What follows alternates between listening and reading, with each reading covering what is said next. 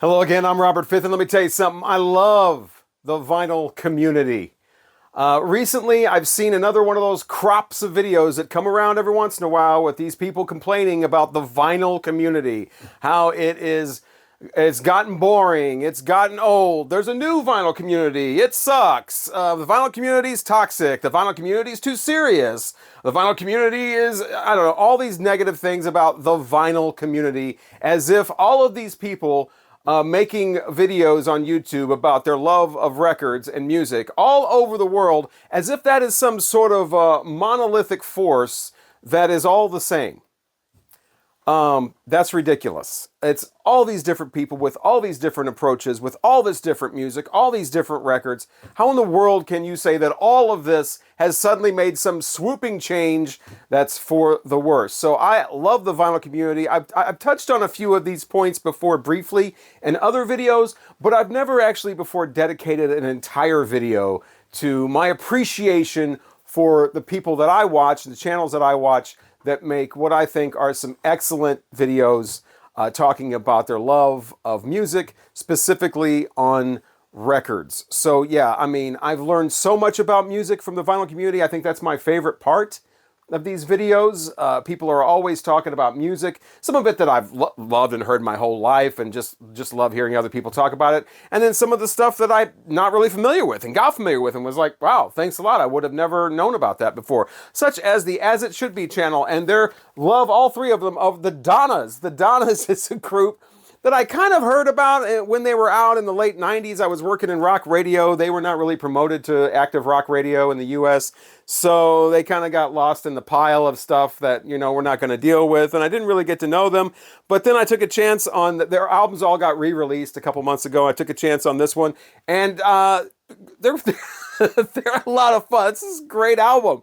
I'm going to get a couple more from them probably. This is before they went, you know, major label. They might have got a little more polished later on, but this is like the Runaways updated, you know, but they're young teenage girls who sound like young teenage girls. I can't stand when the 40-year-old women, they make them try to sound like young teenage girls. I'm not into that. Yeah, I'm probably a little too old to go blasting down the road with this out the window, but it is still quite fun. A lot of attitude, just over the top kind of stuff, and love the way they sound. Like I said, it's the Runaways for the late 90s, but I would have never given the Donas a second thought if it wasn't for the As It Should Be channel and them always talking about it. You know, so that's just one example. Another example would be my love of German progressive rock, or Deutsch Cosmic Rock, as it's called in Germany. Like bands like Eloy, I would never have, you know, really thought to seek out. But since I started watching vinyl community videos a few years ago, I really got to know a lot more about the German, you know, stuff from the early 70s. Love a lot of it. Thank you so much to everybody who talks about that. All kinds of psychedelic music as well. You know, Psychedelic's one of my favorite channels. He has got just a wealth of records and knowledge about the kind of music that I'm definitely into, the psychedelic stuff from the late 60s, early 70s. I see him, you know, showing stuff and then playing stuff on the streams he does, and the trip videos he does where he plays the music, and I go and look for it myself, and it's $200, and it's like, well, I think I'll just keep watching the videos. But you've got him, you've got the Vinyl Archivist. I was going on those streams for a while. He's got all kinds of great rock. I mean, he's all over the map with great music. He's got a great panel there of people talking about the music and playing the music, and I'm like, oh, I gotta remember this song, and then I start drinking on that show and wake up the next morning and can't remember any of it, and the video's gone because of copyright. You've got individual channels. I remember, well, for instance, like Mike from HubTunes turned me on to this band, newer stuff. You know, you gotta find out about the newer stuff throughout the vinyl community. I mean, back in the day, it was all about listening to the radio or reading Rolling Stone or Spin Magazine or Maximum Rock and Roll or something like that. Those you don't really, I haven't read Rolling Stone in freaking 30 years or something like that. Nobody listening to the radio getting new music from that. So it's like, this is how I find out about the new stuff, is through the YouTube videos. Mike from HubTunes turned me on to the band Goat. This is a solid album, exactly what I'm into. And then I think it was Logan from the Murmur Than Hell channel that turned him onto it. So it was like this chain. I think that's awesome. That's what it's all about. And speaking of change, you got the trains. You got the VCLTs, you know, the Vinyl Community Love Train. If you don't know what it means, All you have to do is take a 5-second Google search and you will find out what that means. But people, just giving each other records online, just, hey, I heard you. I know you're into this. I got a copy. Here you go. That's great. That's very unselfish or whatever. It's great that people talk about their love of music and records. It's also great that people talk about different types of pressings. I think that's great. People talk about audio equipment, stereo equipment. That's great. People talk about concerts. People talk about the prices of vinyl. It's all great. I've said it 20 times. As long as it's real people talking about real things, I can probably get into it. I don't get into bullshit. I don't get into clowns and charlatans and grifters and clickbait and nonsense like that. But you're going to have that whatever you're doing on YouTube. That's not a vinyl community thing. That's a 21st century thing. I watch more videos than just music and record related videos. I watch videos on, movie review videos, how-to videos, travel videos where you can go all around the world. I watch history type videos. There's always clickbait. There's always nonsense. There's always people who don't know what the hell they're talking about. There's always people trying to be posers and try to present themselves as something they really aren't. That's not just the vinyl community. And speaking of how-to videos, I remember one time I was watching a movie or something like that, and somebody was stranded on an island or something, and they had to try to build fire. And they do this on Survivor too, I guess. But, I wanted to see if I could actually learn how to make a fire. How to make fire, no lighters, no matches, could I do that? I wonder how it is you do that. So I went to YouTube and watched a video, and this thing's 25 minutes long. And the dude's on there, and he's showing how to get the right kind of bedding for the fire. You don't want to use these kind of leaves. You want to look for this kind of thing. You want to look for that. You want to pile it up like this. You want to get your twigs and your sticks. You want to formate those like this and put them in this kind of formation. And you don't want to use that. You want to use this. This will make the fire burn, whatever. You want to make sure you're in this direction of the wind. You want to make sure you want to get this kind of ground. This kind of ground is best to build a fire on. He's going on and on. I'm watching the video. We're about 18 minutes into this 25-minute video. And then old boy reaches into his pocket and goes, okay, now you want to get your trusty lighter out. What? I just watched 18 minutes on how to flick a fucking Bic. I wanted to know how to make fire, not flick a lighter. That kind of stuff is on all kinds of videos all over the YouTube platform. It's not just vinyl community videos. But you know what? If you don't want to see a bunch of bullshit and a bunch of fake people, and click. You don't have to. You just click on do not recommend channel, and then you're done. You don't have to make your own video about how the whole vinyl community has gone to hell and everybody sucks and it's all this and it's all that. No, it's just the channels you're watching, dude. It's not our fault that you don't know how to navigate YouTube. It's not our fault. To quote the recording studio manager in Boogie Nights, that's not an MP. That's a YP. Yo problem. It's not the vinyl community. It's you not knowing how to turn off channels that you don't want to watch. I've certainly done it, and I have my YouTube experience with the vinyl community is great because I've got these channels. There's about, 30, 40, 50 of them that I watch all the time. Some of them are so great, I look forward to their videos, and not only that, I'm always discovering new channels. Maybe they're not even new, but they're new to me. I just found one the other day that's been on for a while called Soul Disco, where this woman is on there. She's talking about it's perfect. She's talking about all the new reissues that are coming out of rare soul, funk, R&B disco albums that are extremely hard to find, extremely rare, extremely expensive if you do find them, all the reissues and the dates. Perfect. You should check out that channel. Some of her videos are in German though, but she does do also English-speaking videos. I just discovered that channel. I don't know how long it's been out. That's another great thing. Always discovering people that I didn't know about before.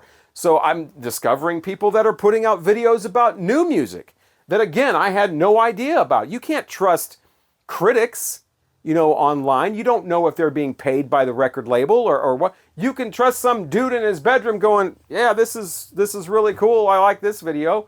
Or some woman sitting by the fireplace. Hi, Marsha P. Talking about, this is a great record I just found. You can trust that as long as your, tastes are aligned. You got to do some work, though. You got to watch some videos, figure out who you kind of connect with and who you don't. And that's another thing, another complaint that these dudes are on here making. Oh, well, the vinyl community is just a bunch of cliques. It's turned into just a bunch of cliques. Well, the vinyl community is more of a society, really, than it is a community.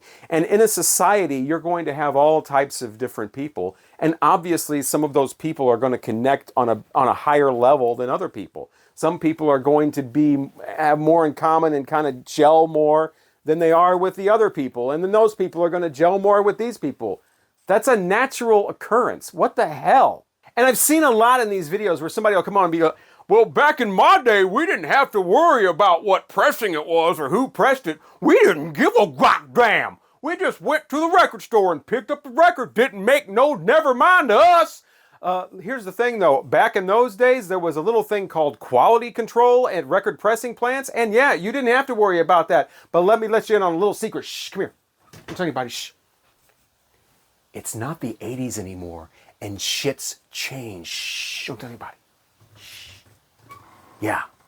And you can't really blame people making videos just kind of trying to educate people on what the better sounding ones are and whether you should get this reissue or not, whether it's an actual, even a legitimate reissue, whether it sounds like absolute ass.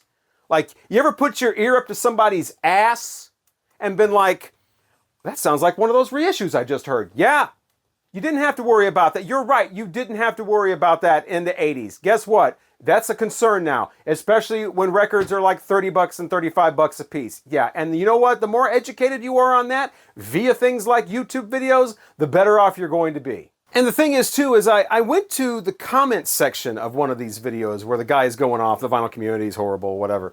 It's toxic, everybody hates each other. And a lot of the comments were like, I don't see people hating each other. I don't see any toxic. What channels are you talking about? What are you... And that right there just proves it, that this is not, this is what channels this particular person is watching, obviously. I mean, just on my own channel, I've done so many different types of videos.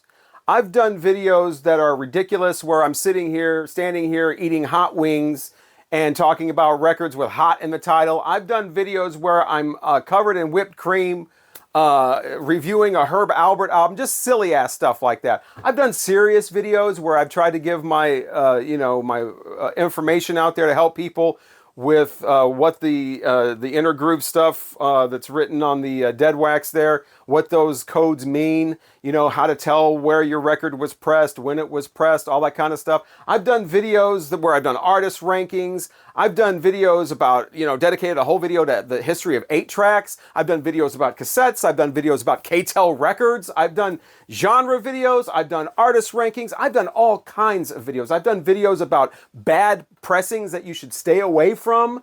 All kinds of videos. And that's just one channel.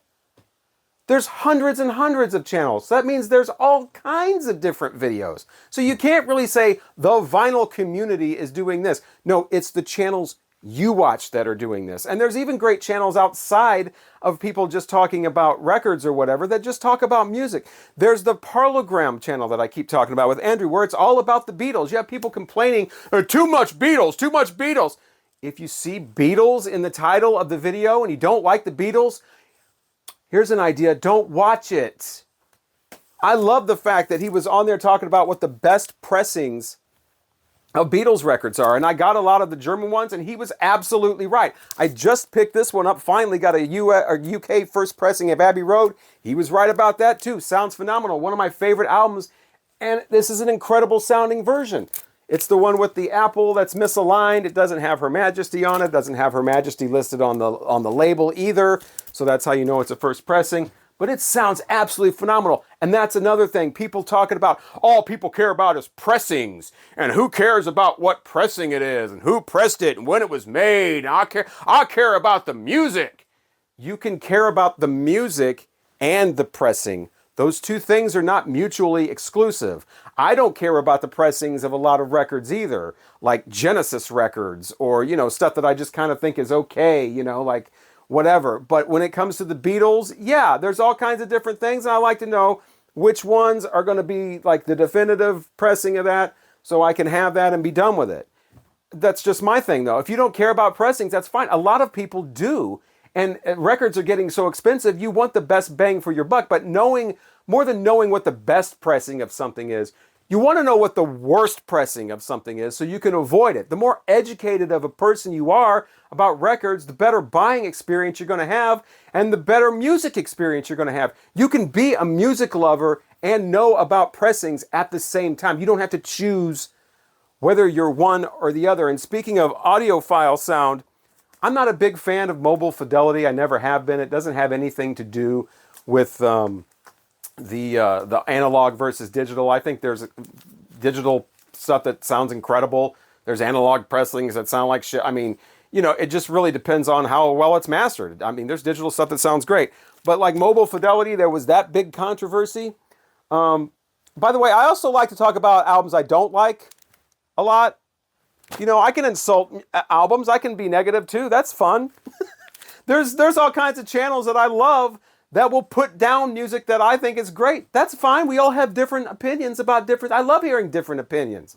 Some of my favorite channels really don't like music that I love. That's great. That's fine. We can all still get along, right? Even if you do like really completely overblown...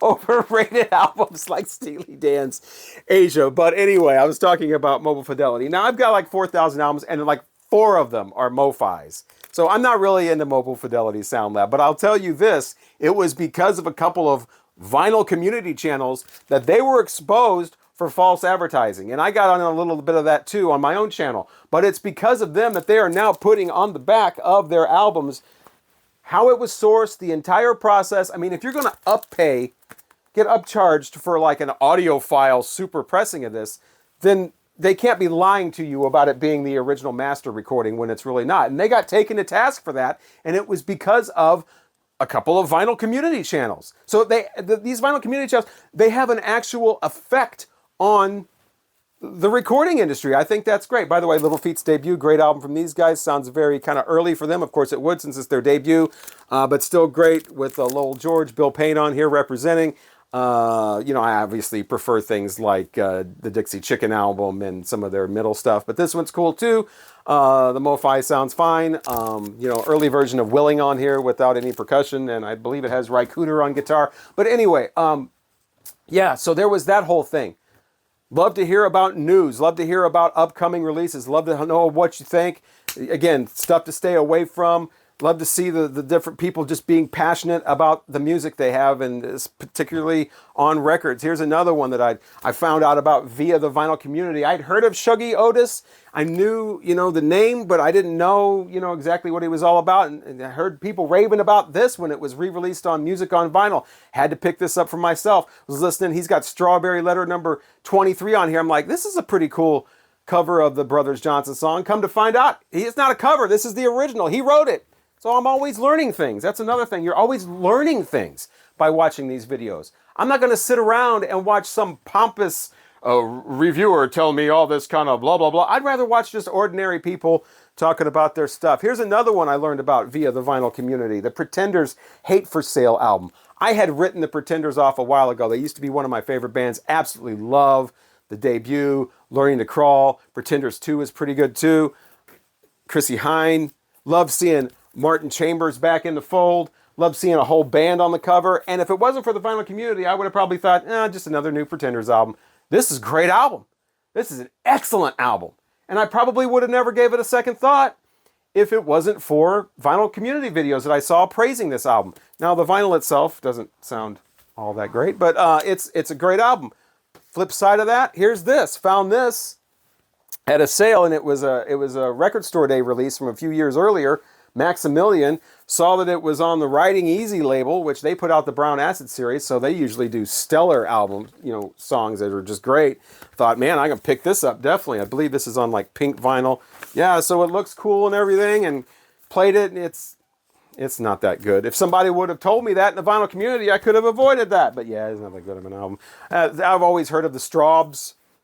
Heard they were great. Never really saw anybody in the vinyl community talking about them either. And yeah, this isn't really that good. So yeah, would have appreciated if somebody would have clued me in on that earlier. But yeah, so vinyl community, love it. Keep the videos coming. Sometimes I'll say that in my own videos. You know, keep the great vinyl community channels coming. Like Cosmic Vinyl, Brian talking about a lot of that psych stuff too. He's always doing that psych thing, and that's one of my favorite genres, always talking about great albums like Buffalo and Volcano Rock, where the guy's standing on the top just with the huge severed penis, just triumphantly holding the penis, I used to triumphantly hold my penis too, but that was back in the old days. You gotta lessen that stuff as the years go on. Mine was still attached though, thankfully not severed. But yeah, great album from Australia. There's an Italian pressing of that. I gotta get that someday. I got a whole list on Discogs. Every time somebody mentions a great album, I gotta pick up. I was talking about that Soul Disco channel. She just mentioned like 5 albums that are coming out. I just click. Gotta get this. Gotta check that out. Gotta stream this. I love it. Keep the videos coming. And if you don't want a bunch of bullshit on your YouTube stream, click. You don't need it. It's not like a family or a work situation or a bar situation where you're in your favorite bar, but this asshole keeps coming in and ruining everything. You can't just click on the asshole and they just disappear. That's not how life works. But you can do that on YouTube. Click, and you don't have to watch that video anymore. And you better believe that when I saw some of these videos with these dudes on here acting like they're yelling at clouds or whatever, the vinyl community is, it's not what it used to be. Everything's terrible. The sky's falling. Everybody ought to be more like my channel because I'm the gatekeeper. I'm the king of vinyl. Click. Do not recommend. Never have to see them again. It's really that simple. And there are certainly a lot of con artists. There is certainly a lot of clickbait. There are certainly a lot of attention whores that are on here trying to be amateur celebrities. Two shits. I'm here for real people talking about real things. I'm not on here for stealth promotion. That's apparently going on now, where you've got these people making hate videos about channels, but it's really they're promoting the channel, but you're not supposed to realize that. You're supposed to think they hate the channel. I worked in media for 30 years. I used to work with a morning show that would do that. That's an old morning show trick where we had an intern that one of his biggest jobs was to call the morning show every other day and say really negative, nasty things about everybody on the show. Like, this person's an idiot, this person's a dummy, this person, blah, blah, blah, blah, blah. They were an intern on the show. That was one of their jobs, was to do that. And then what that does is help promote the show. And then, it gets people that like the show to kind of stand up for the people. Like, he's not an asshole, he's a great person, and blah, blah, blah, blah, and blah, blah, blah.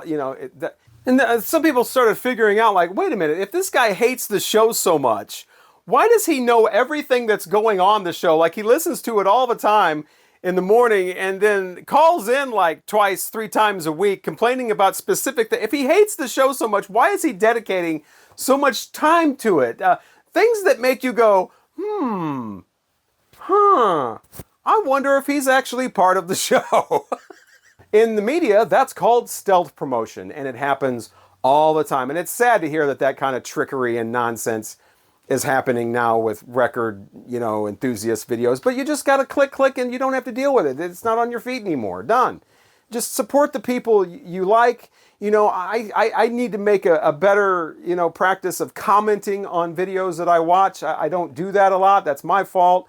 I watch a lot of videos on my TV, so it's not easy to comment that way, but I'm going to try to do better at that. But I'm always liking videos, and I'm definitely engaging, and I'm definitely picking up on what people are putting out there as far as their love of music. And I hope people enjoy my videos the same way, whether I'm doing something silly in a video, or sometimes I just basically show, hey, here's the latest 5 records I picked up.